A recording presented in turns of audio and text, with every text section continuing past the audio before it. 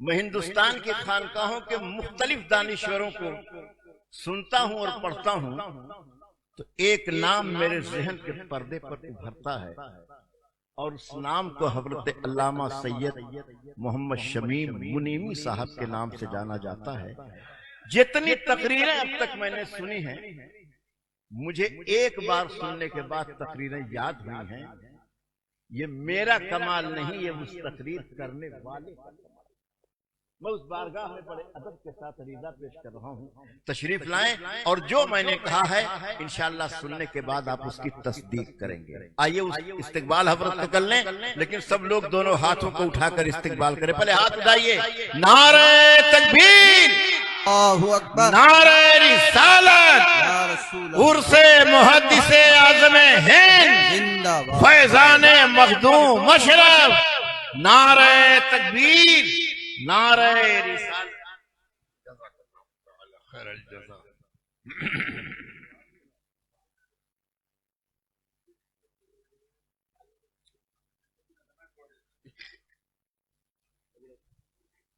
क्या बात, उसी काफिये में छोड़ देते हैं।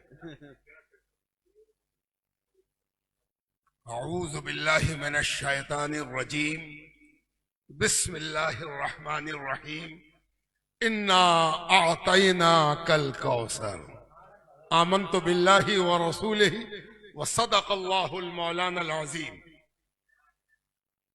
हुजूर गाज़ी मिल्लत, साहिब सज्जादे मुहद्दिस आज़म हिंद, खानवादे मुहद्दिस आज़म हिंद, परस्ताराने मुहद्दिस आज़म हिंद। आसान नहीं है यहां बोलना। गाजी के सामने छोटी सी छुरी निकालने की भी हिम्मत किसी की नहीं हो, और कहीं आलमगीर हो, कहीं शाहजहां हो, और कहीं जहांगीर की सल्तनत हो। अल्लाह को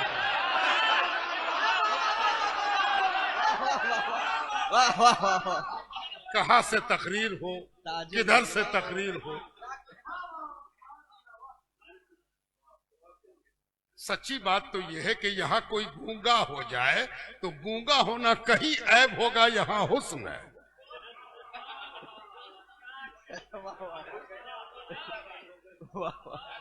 सुभान अल्लाह, सुभान। भाई आसान नहीं है। जहां मुकर्रिर पैदाइशी होता हो वहां कौन तकरीर करे। मैं तो पहली बार इस खानकाह में हाजिर आया, मेरे लिए बड़ी सआदत की बात है। और आप जानते हैं कि पहले बार की जो हाजिरी होती है उसका अलग लुत्फ होता है। तड़प होती है, तमन्ना होती है, कसक होती है, बेचैनी होती है, एक किस्म की घबराहट भी होती है, इस्तिराब होता है, बेचैनी होती है। वो सब मेरे अंदर पाई जा रही है। मैं तो बहुत गौर से तमाम गोशों को देख रहा हूं। करीब आते आते गांव में इतनी ऊंची इमारत देखा कि पहले धोखा हुआ कि गांव है, फिर धोखा हुआ कि शहर नहीं, ये तो कोई महानगर है। इतनी ऊंची बिल्डिंग, अल्लाह अकबर। सोच रहा था कि गुफ्तगू कहां से करेंगे, कहां से बात शुरू करेंगे, तो मुझे ख्वाजा निजामुद्दीन औलिया महबूब इलाही याद आ गए। क्यों ना याद आए, ये उन्हीं की खानकाह है। वाह वाह। ये उन्हीं का दफ्तर है, ये उन्हीं का कलमदान है, ये उन्हीं का खानवादा है। और याद भी इस हवाले से आए कि एक रोज ख्वाजा महबूब इलाही की बारगाह में एक सौदागर आ गया। उसने अपना तारुफ कराया। हुजूर सौदागर। हजरत ने बड़े मोहब्बत से पूछा, कहां से आ रहे हो? सौदागर हो तो घूमते रहते हो, बिजनेस से, व्यापार से। उस सौदागर ने बड़े अदब से अर्ज किया, अपनी किस्मत पर नाजा था कि सोचा था कि पता नहीं ख्वाजा इतनी इजाजत भी देंगे कि नहीं देंगे कि तुम हो कौन। इजाजत तो इजाजत ये भी पूछ दिया कि कहां से आ रहे हो। तो बड़ी मोहब्बत अकीदत के साथ अर्ज किया, हुजूर इस सफर में बगदाद से आ रहा।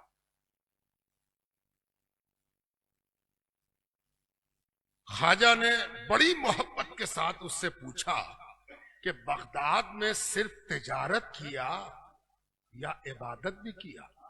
वाह वाह, यानी सिर्फ तिजारत करके लौटे हो? क्या करती है खानकाह? खानकाह का डेफिनेशन क्या है? खानकाह की परिभाषा क्या है? खानकाह में खैरियत कैसे पूछा जाता है? खैरियत का स्कोप क्या है? तारुफ का सरहद तारुफ की कहां तक जाती है? सिर्फ तिजारत करके लौटे हो या इबादत भी की है? फिर खुद वजाहत कर दी, सूफियों के यहां भी गए थे, अल्लाह वालों के यहां भी गए थे। फिर और वजाहत कर दी, शेखुश-शुयूख शहाबुद्दीन सोहरावर्दी की खानकाह में गए थे। एक चिश्ती सोहरावर्दी की खैरियत पूछ रहा। वाह वाह वाह वाह, क्या चीज है खानकाह, है ना? और कब पूछ रहा है? जब शहाबुद्दीन सोहरावर्दी मौजूद नहीं है, उनका विसाल हो चुका है। और कब विसाल हुआ है? 632 हिजरी में, और ये वाकया रिकॉर्ड हो रहा है 712 में। इतने दिनों के बाद खानकाहें क्या करती हैं, खानकाहों का मसलक क्या है, खानकाहों का तरीक़ेकार क्या है, इस पर तवज्जो रहे। पूछा कि शेखुश-शुयूख शहाबुद्दीन सोहरावर्दी की खानकाह में गए थे? उसने कहा हाँ हुजूर, हाँ हुजूर। जैसे आपके यहाँ हाजिर आए, जिस शहर में जाते हैं बुजुर्गों की चौखट जरूर चूमते हैं। वाह वाह। अब ख्वाजा ने पूछ दिया, क्या हाल पाया, क्या हाल पाया? यानी सिर्फ पहुंचाना मकसूद नहीं है, हाल जानना भी मकसूद है। वाह, क्या हाल पाया? अब सौदागर ने बड़े अदब से जरा रुक कर, जरा ठहर कर, लफ्जों का सही इंतखाब करके अर्ज किया कि हुजूर उनके पोते हैं आजकल, उनका भी नाम शहाबुद्दीन है, लेकिन हुजूर वो वाली बात अब नहीं है, वो वाली बात अब नहीं है। ख्वाजा ने सुना तो आंख से आंसू जारी हो गए, आंसू जारी, गिरिया तारी हो गया। ख्वाजा निजामुद्दीन औलिया पर बड़ा घबराया वो जादू, वो सौदागर कि हजरत को हमने तकलीफ दे दी, हमें ऐसा नहीं बोलना चाहिए। हजरत का आंसू जारी हुआ, रीशे मुबारक तक आंसू आ गया। फिर कहने लगे, सुनो, अगर किसी साहिबे कमाल के इख्तियार में ये बात होती कि वो अपनी औलाद को भी साहिबे कमाल बना ले, तो किसी साहिबे कमाल की औलाद कमाल से खाली न होती। ये अल्लाह का फजल है, ये अल्लाह की मेहरबानी है, ये अल्लाह की अता है, ये अल्लाह का करम है कि किसी साहिबे कमाल की औलाद भी साहिबे कमाल हो जाए। वाह वाह वाह वाह, नारे तकबीर, नारे रिसालत, उर्स मुहद्दिस आज़म, फैज़ान मुहद्दिस आज़म, सुभान अल्लाह सुभान अल्लाह, वाह वाह। और आप वहां बैठे हो जहां 700 बरस से अल्लाह का करम है। अल्लाहु अकबर, या रसूल जिंदाबाद। 6 सदी में तो कोई शुबा नहीं, 6 सदी से यहां साहिबाने कमाल पैदा हो रहे हैं, है ना? हाँ, ये सही है कि जिसकी नजर पर हो वो नजर से खाली हो जाता है। यहां तो नजर भी है और नजर हो तो सब है, सारे के सारे नजर आ रहे हैं, है ना? तो ये आप जो यहां आए हो, कोई कहेगा पीर के आए हैं, कोई कहेगा बहुत बड़े मुकर्रिर हैं, कोई कहेगा बहुत नाम सुना है। सब अपनी नीयत को वजू कराओ, ये सब बिला वजू नीयत है। नीयत क्या होनी चाहिए? अल्लाह का फजल देखने आया, वाह वाह वाह वाह वाह वाह अल्लाह की मेहरबानी देखने आया, ज़ालिका फज़ल अल्लाह की अता देखने आया हूं। अल्लाह तबारक व तआला ने कानून फितरत को यहाँ किस अंदाज से अपनी कुदरत के अजीब मुजाहरे के लिए मुंतखब किया है, ये ज़ियारत करने आया हूं। सुभान अल्लाह सुभान। आसान नहीं है, जोरे बाजू नहीं है, किसी के बस में नहीं है। ये जो कुछ यहाँ देख रहे हो, ये उसका बस है जिसके आगे सब बेबस है ना। और मैं आपसे क्या अर्ज करूं, कौसर को अगर समझना हो तो इधर गौर से देखो। ये 6 सदियों को मुहित है कौसर की तफसीर। वाह वाह वाह वाह वाह वाह। और कौसर एक दो बाप बेटे से नहीं समझ में आता। जब तक 12 इमाम अहले बैत के अपनी औलाद, जुर्रियत और जुर्रियत के शजरे के साथ समझ में ना आ जाए, कौसर समझ में नहीं आएगा। और एक बात और याद रखिएगा, जहां अहले बैत का तस्करा आया, या तो रिवायत ज़ईफ हो जाएगी या फिर मौजू की तलाश शुरू होगी कि कहीं वजह तो नहीं हो गई, मौजू तो नहीं हो गया मामला, और नहीं तो फिर ऐसी तफसीर खोज लाई जाएगी जिस तफसीर को अहले बैत पर इंतबाक करने में परेशानी महसूस हो। कौसर क्या है, बड़े अफसोस के साथ कहना पड़ता है कि कौसर की तफसीर को रवायात के गिरोह में ऐसा बांधा गया है कि खुद बयान करने वाला नहीं समझ पा रहा है कि क्या बयान कर रहा है। कौसर समझना हो, नहीं समझ में आए तो खान वादे मखदूम अशरफ की तरफ देखो। जिधर से कोई गोशा किसी बूटे को पैदा कर रहा है, वो बूटा बाहर आते आते कौसर समझा रहा है।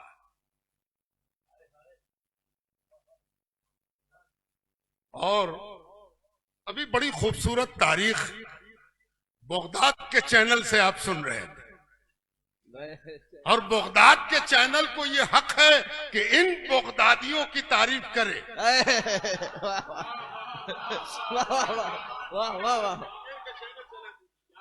है ना, ये सब पक्के बगदादी हैं ये, है ना।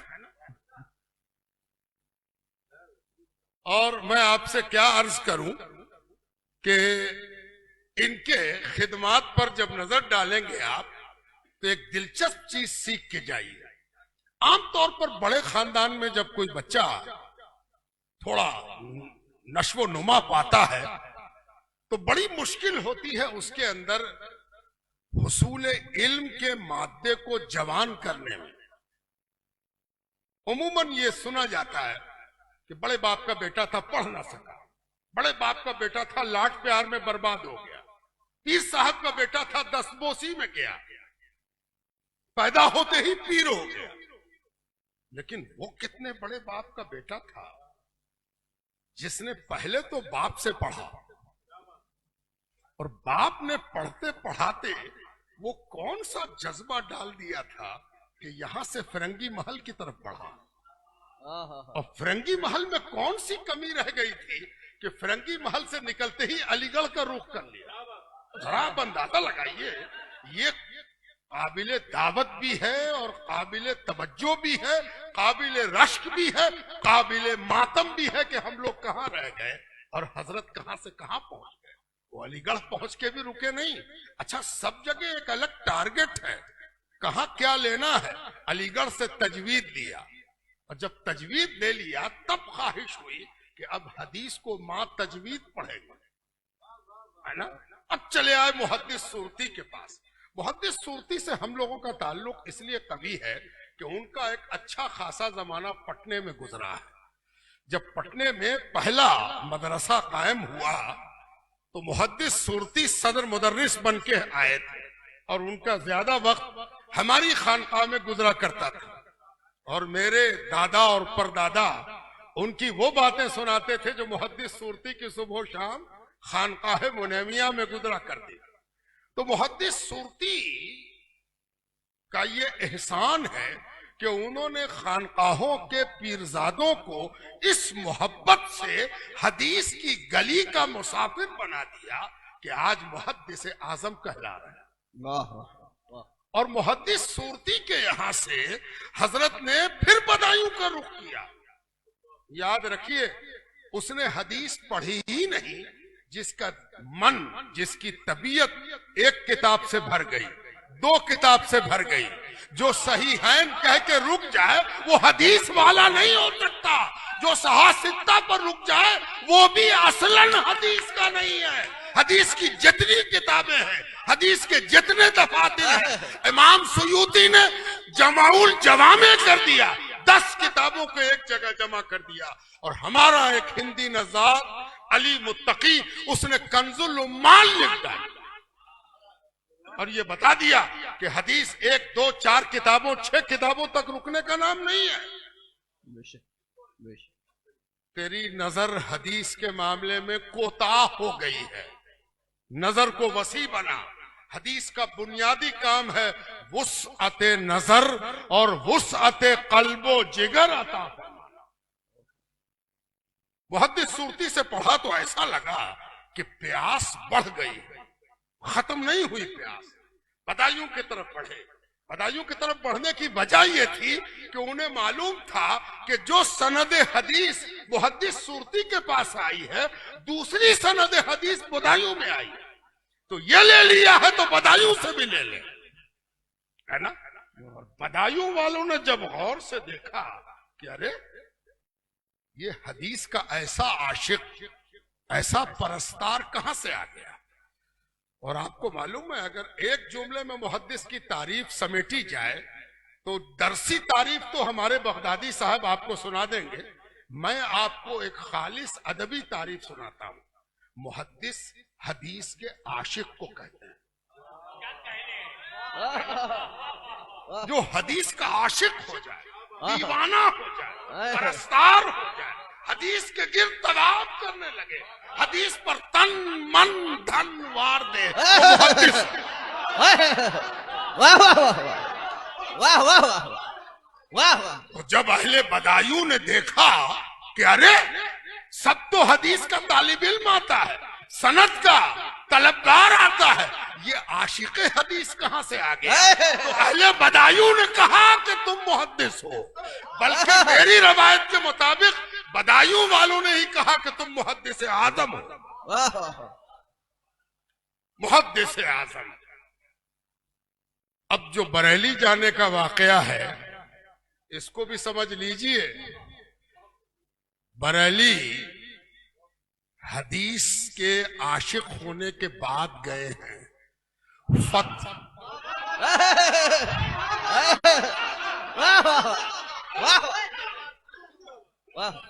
फतवा देने का हक उसी को है जो हदीस का आशिक हो जाए, है ना। आज फतावों के दरमियान जो इख्तिलाफ, इंतशार, परेशानी, माफी ज़मीर की अदायगी में टकराव, एक दूसरे के खिलाफ बातें जो आ रही है, उसकी वजह यह है कि फतावा नवीसी में नकल नवीसी बढ़ गई है। बल्कि फतावा नवीसी नाम हो गया है नकल नवीसी का। बल्कि नकल के लिए भी अक्ल चाहिए। ये वो नकल है जिसमें अक्ल गायब है। वाह वाह वाह।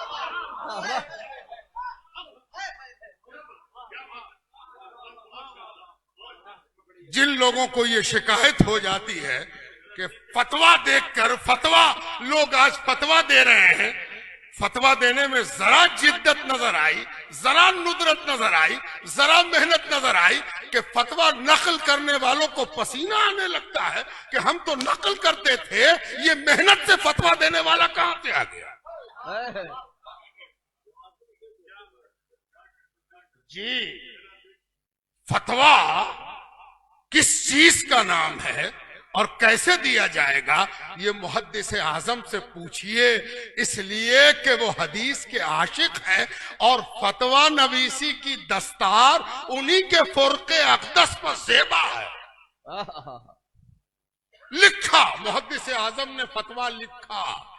उन फतवों को देखकर मुहद्दिस सूरती ने क्या कहा है ये भी पढ़ने की जरूरत है कि मुहद्दिस सूरती ने उसे जिसे हदीस का इल्म पेश कर दिया था उसके फतवा लिखे हुए फतवा नवीसी को देखकर मुहद्दिस सूरती का रिएक्शन पढ़ने की जरूरत है, तब मुहद्दिस आजम समझ में आएंगे। अच्छा, एक बात और याद रखिए, ये हदीस एक किस्म का जुनून बख्शती है। जुनून, किस चीज का जुनून? आपने सुना होगा कि मालूम हुआ कि फला जगह एक हदीस है, एक हदीस का रावी है, एक शख्स है जिसके पास हुजूर पाक अलैहिस्सलाम की कौली, फेली या तकरीरी कोई सनद मौजूद है, कोई बात मौजूद है। दीवाना वार मुहद्दिसीन जाते थे, बड़ी मेहनत से हासिल करते है ना।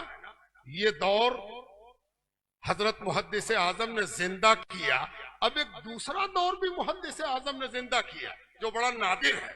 इसे आप मुझ जैसे कमजर्फ से सुन लीजिए।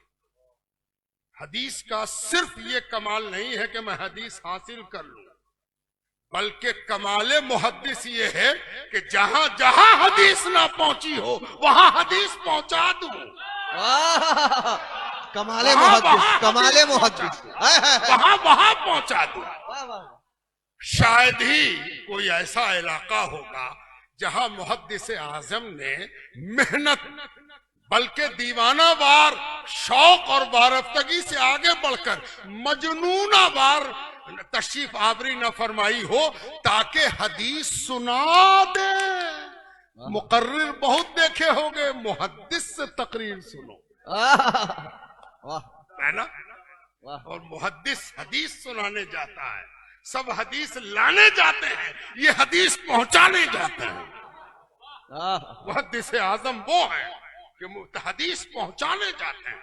हदीस को जब सुनाते हैं, मुहद्दिस आजम की तकारीर में एक समा बनता था, एक खास अंदाज का मंजर पैदा होता था, और उसमें जब मुहद्दिस आजम कलाम फरमाते थे तो जो सुन लेता था वो एक बार सुनकर मुतमईन नहीं होता था।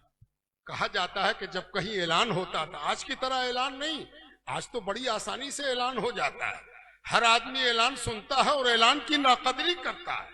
कर जब ऐलान भी बहुत मुश्किल था, ऐलान को सुनना भी मुश्किल था, तो मुहद्दिस आजम का नाम सुन के बस्ती बस्ती, आज तो नारा लगता है ना, कल नारा नहीं, भीड़ निकलती थी हर बस्ती हर करिया से कि चलो मुहद्दिस आजम को सुनना है, सुनना है मुहद्दिस आजम। अब बात तमाम करनी है, इसलिए कि गाजी मिल्लत को थकान का ख्याल भी हम लोगों को करना है, इसलिए मैं बात को समेट रहा हूं। मैंने कुरान की एक आयत पढ़ी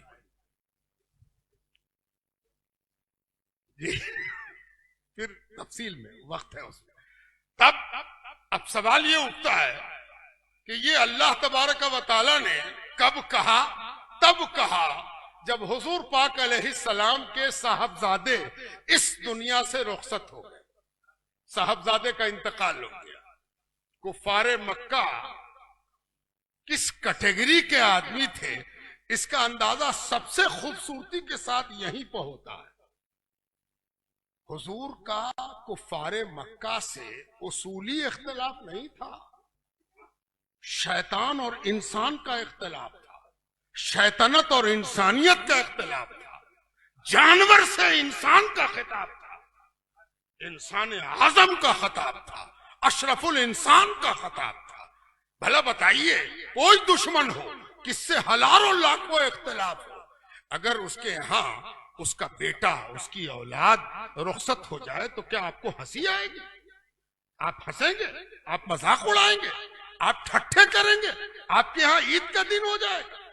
आज भी मैं पूरी जिम्मेदारी से कह रहा हूं, अगर किसी दुश्मन की औलाद के जाने पर बड़े से बड़ा आदमी जो अपने को बहुत बड़ा फकीह समझता हो, बहुत बड़ी सनद रखता हो, अगर एक बात जेरे लब मुस्कुरा दे तो उसका शजरा भी कुफार मक्का से मिले।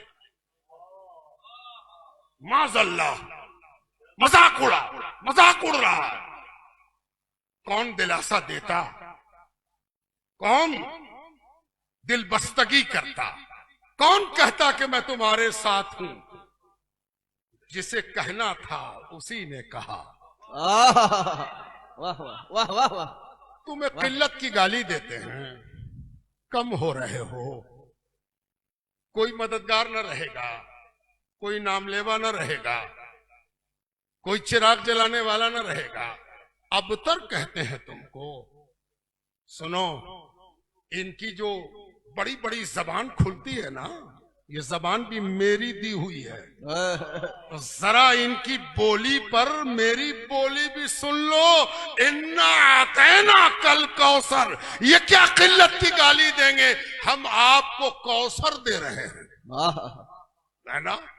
और कमाल ये है कि हुजूर पाक अलैहिस्सलाम ने जिस तरफ तवज्जो की, जो काम ना था, जिस चीज का इरादा फरमाया, सब में कौसर है।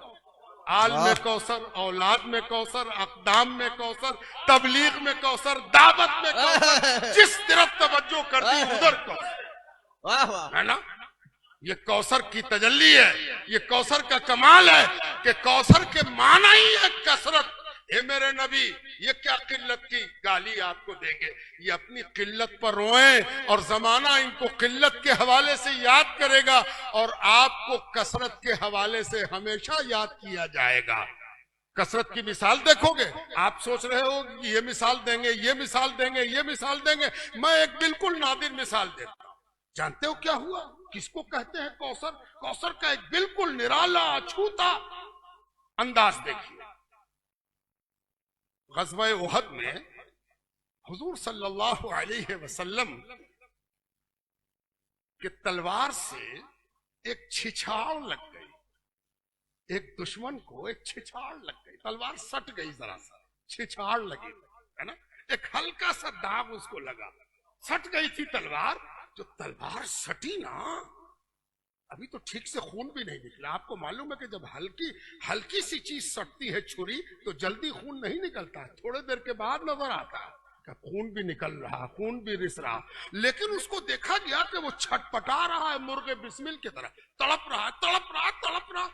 तो उसके अपने लोगों ने उसको कहा कि क्या हुआ तुमको, हाथ सलामत, आंख सलामत, कान सलामत, बदन सलामत, हुआ क्या? तो उससे दिखा कह रही तो छिछाड़ है, छिछाड़ पर तुम परेशान हो।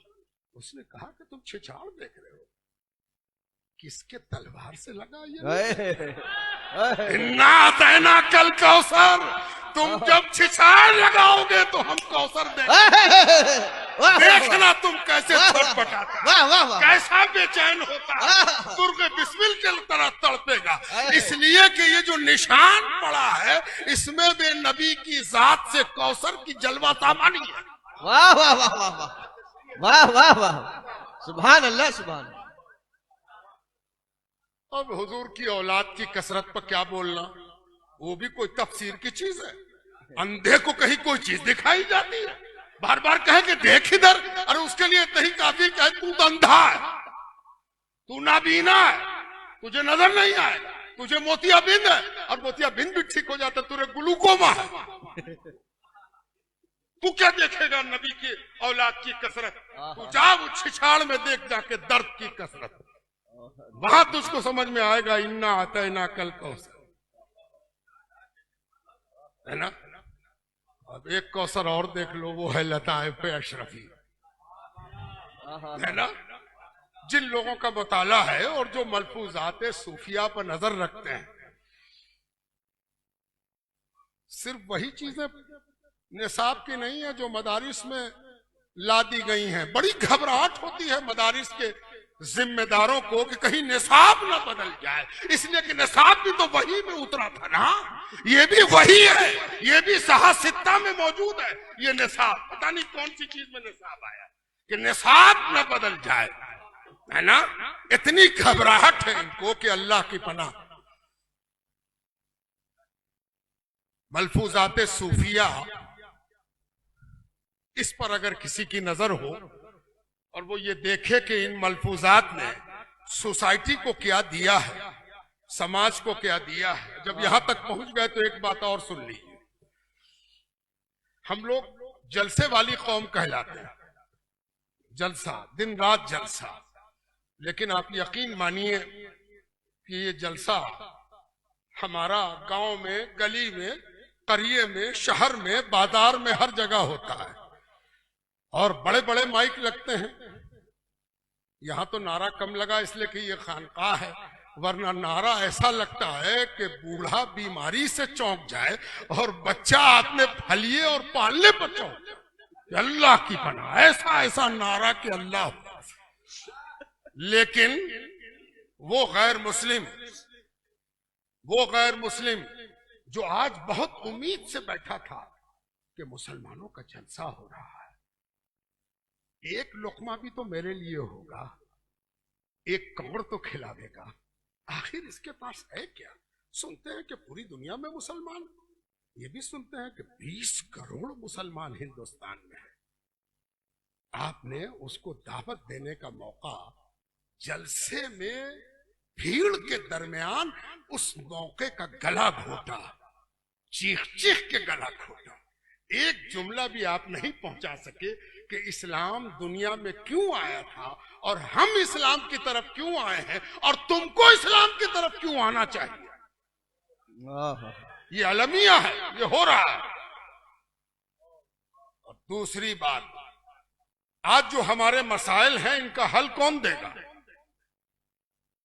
आज जिस हवाले से हम तीर बहदफ निशाने पर हैं, रुसवा और जलील हो रहे हैं, जिन इशूज पर हमसे बात की जाती है, उन इशूज का जवाब कौन देगा। हम किसी चीज को डिफेंड तो कर देते हैं, हलाला पर कब बोलिएगा। हलाला की नफी कर दीजिए, हलाला की मजम्मत कीजिए, हलाला के खिलाफ बोलिए, इस पर भी बोलिए ना, बोलना होगा। पूछा जा रहा है आपसे, क्यों आप कतराते हो इससे, इस पर भी बात करो।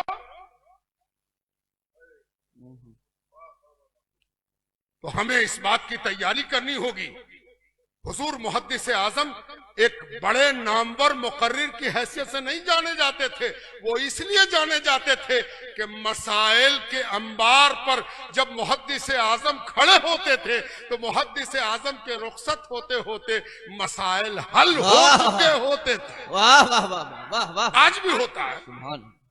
जब गाजी मिल्लत बोलते हैं ना, तो मैंने नोट किया है कि इनका हर पड़ाव, मैं पड़ाव इसलिए इस्तेमाल किया कि आयत कहेंगे तो लोग मुश्तबा कहेंगे, आयत कह दिया।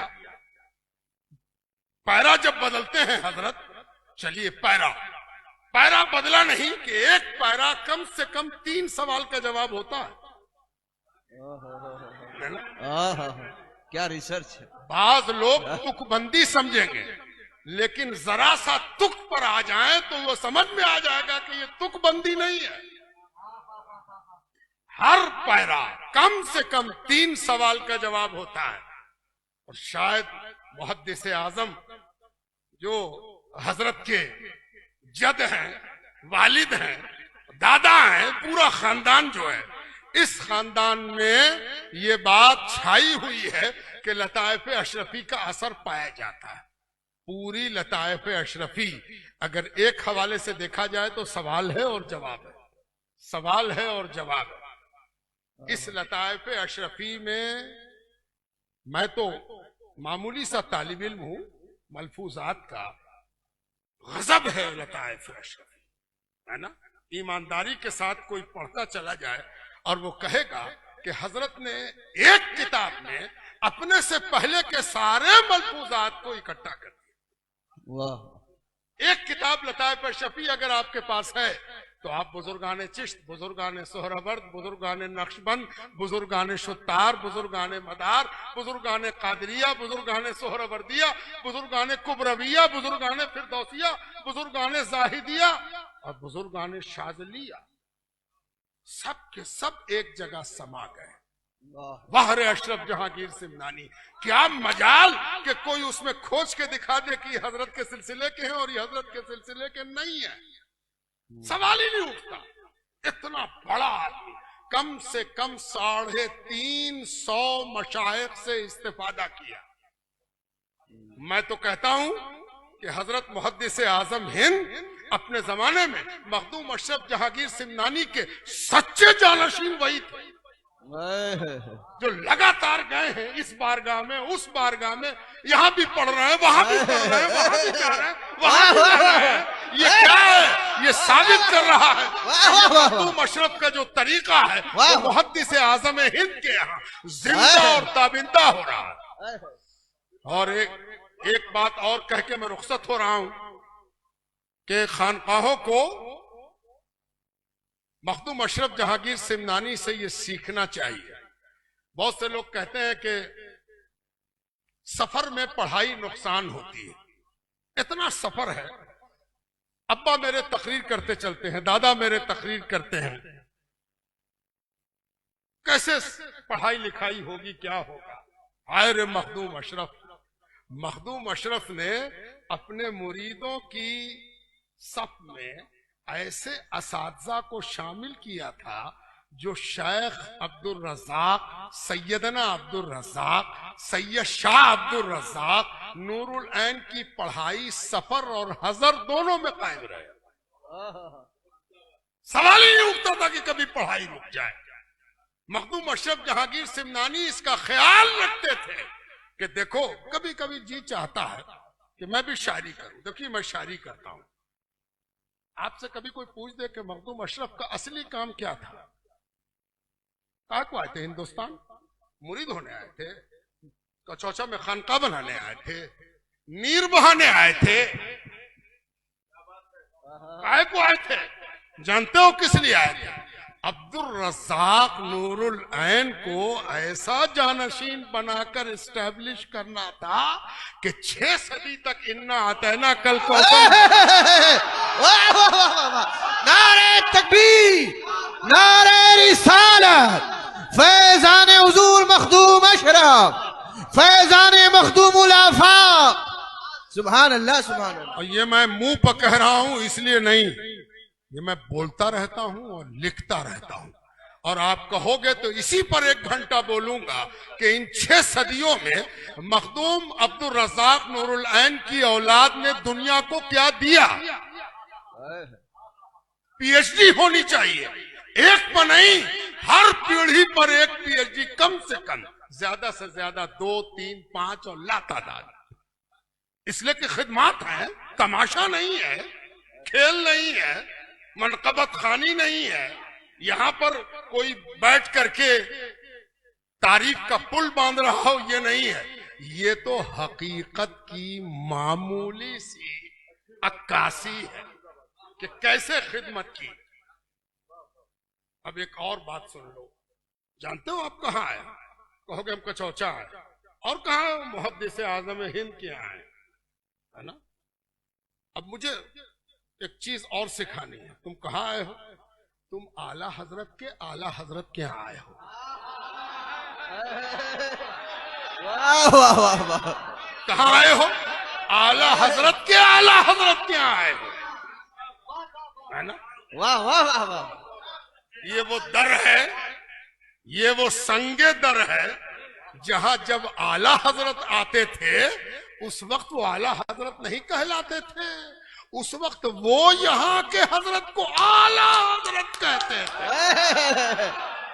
वाह वाह वाह वाह वाह। और सुनो, चलते चलते एक बात और सुन लो, एक नुस्खा तुमको बता देते हैं। तुमको अगर आला हजरत बनने का शौक हो जाए तो हुजूर की औलाद को जी से आला हजरत कहा। वाह वाह वाह वाह। नारे तकबीर, नारे रिसालत, फैजान मखदूम अशरफ, उर्स मुहद्दिस आजम नबी।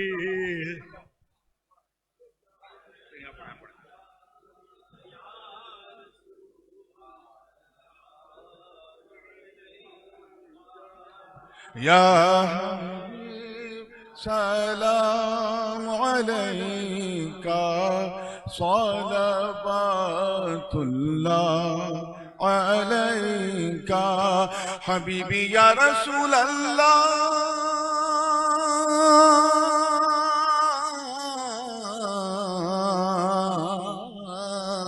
ऐ मेरे मौला के प्यारे नूर की आंखों के तारे, अब किसे सईद पुकारे, अब किसे सैयद पुकारे, हम तुम्हारे तुम हमारे।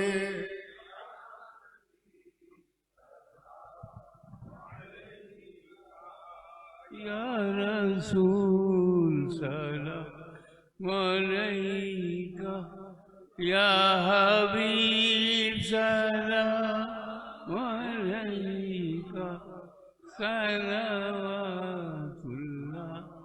अलैका। अस्सलातु वस्सलामु अलैका या रसूल अल्लाह, अस्सलातु वस्सलामु अलैका या नबी अल्लाह, अस्सलातु वस्सलामु अलैका या हबीब अल्लाह वाला आलिका व सहाबिका या नूर अल्लाह। अल फातिहा।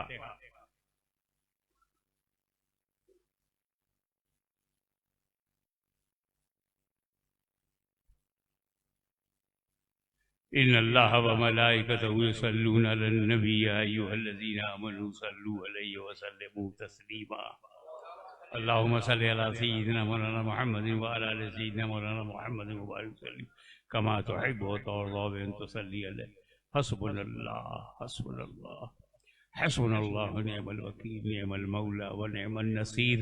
सुब्हान रब्बिका रब्बिल इज्जति अम्मा यसिफून व सलामुन अलल मुरसलीन वल्हम्दुलिल्लाहि रब्बिल आलमीन। आप लोग आराम करें।